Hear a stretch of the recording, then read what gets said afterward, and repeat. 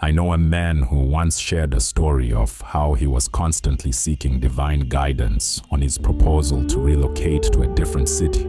He wanted to know if it was ideal or he should wait. One of such days, he had a dream where he was at the airport in that city he intended moving to. A plane arriving from his current destination crashed immediately it landed. For you to understand better, let's assume he was at Capua and was intending to move to Rome. He saw himself standing at an airport in Rome. A plane from Capua arrived only to crash the moment it touched down in Rome. He said it was enough for him to know he should stay back. There's a hidden language being spoken all around you. Many people miss it every day. The songs we randomly play, the conversations we randomly have with people, the animals that randomly cross our paths, the dreams we see when we sleep, those strange, unexplainable coincidences. These are where this language is hidden, but unfortunately, we often miss them, especially when we need them so desperately, because this is the time our mind is most influenced by filters that make us not see things for what they are.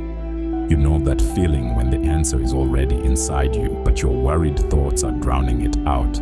It's like trying to hear someone whisper to you while you are in a party full of loud noise. The voice is there, but you would hardly hear it with all those noise in the background. This is the same way your mind works. When you're stressed, overthinking, or scared, those feelings create mental noise that obstructs your ability to hear the divine, and even if you hear, it may not be clear. I'll show you some simple ways to turn down the mental chaos in your head and tune into the guidance that's already there. Step 1. Be clear with your questions. Clear questions result in clear answers. Ambiguous questions result in complicated answers. A typical clear question shall focus on immediate action and is open to any form of response, just like the story of relocation from Capua. Ask with an open mind and willingness to lose grip of any attachments that isn't right for you. When you bring up questions full of want for external validation, past blame, and the likes, your answer might be more complicated, and this is not what you want during desperate times. It's easier to get clear answers when your questions are simple enough than when complicated. Do not start from a place of bias.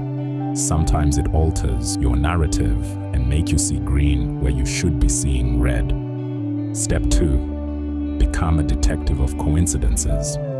A man who was intending on traveling had his supposedly sound car suddenly broke down. Before then, he had suffered hypertension that he just recovered from. He wasn't at peace with the journey, but because he had already promised those who invited him he would come, he needed not disappoint. On his way to the destination, his car still broke down twice.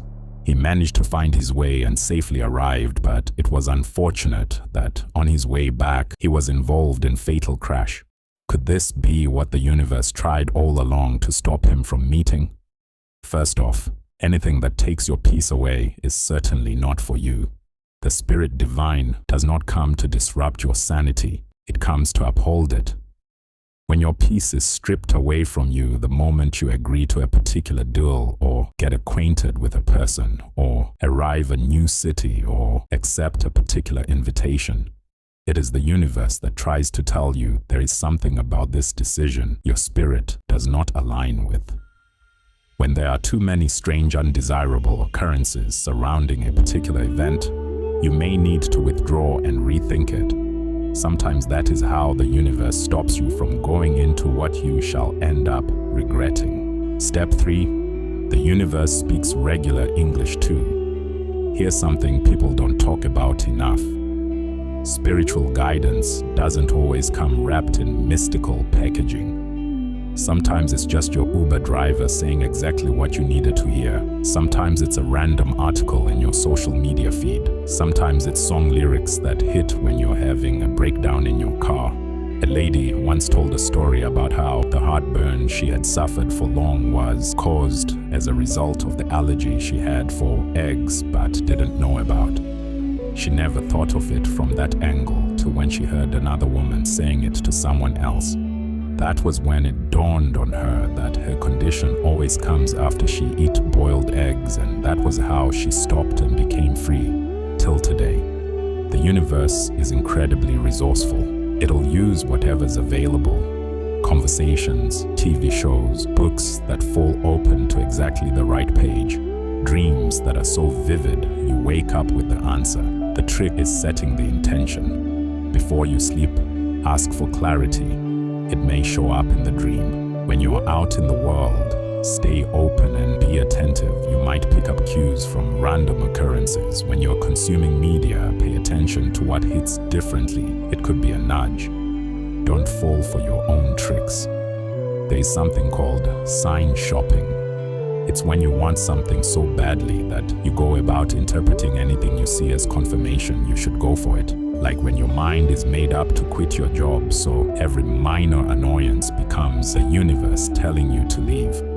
I once spent 3 days convinced that seeing blue cars meant I should move to Colorado. You know why I was seeing blue cars? Because I just decided I liked the color blue. That's not a sign, that's just how attention works.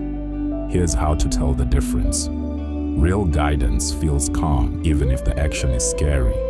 It doesn't require mental turmoil to make sense, and it usually comes in patterns. Multiple unrelated sources pointing toward the same thing. Sometimes you may have to wait for repetitious occurrences even after the first sign so you are sure it's not your own mind playing tricks on you. Wishful thinking feels urgent and desperate. You have to work really hard to make the sign fit your preferred narrative. See, if you have to convince yourself it's a sign, it's probably not. Here is a summary of all you need to get guidance in desperate times. First, get clear about what you're actually asking for. Skip the ambiguous questions and go for something more direct and intentional. Second, pay attention to your body's wisdom. If it takes away your peace, it's not worth it. That gut feeling isn't just a metaphor, it's information. Third, become a student of synchronicity. Watch for patterns in the world around you, but don't force connections that aren't really there. Pay attention to the dreams you see when you sleep. And finally, remember that guidance often comes through totally ordinary channels. The universe doesn't need to send a burning bush when a text from a friend will do. The goal isn't to let some external force make all your decisions. It's to gather information from all sources, including the irrational ones, so you can make decisions with more confidence and less anxiety. Think of it like having a really wise old friend who knows better than you, who sees the bigger picture you can't see yet. That friend isn't going to make your choices for you, but they're going to help you see things more clearly before making certain decisions. The divine is like this friend. He speaks the language of peace and never that of fear. If the guidance you're getting is making you more anxious or more afraid, that's probably not guidance. You are just worried. Real guidance comes with sense of peace and conviction, even when it's pointing you towards something challenging.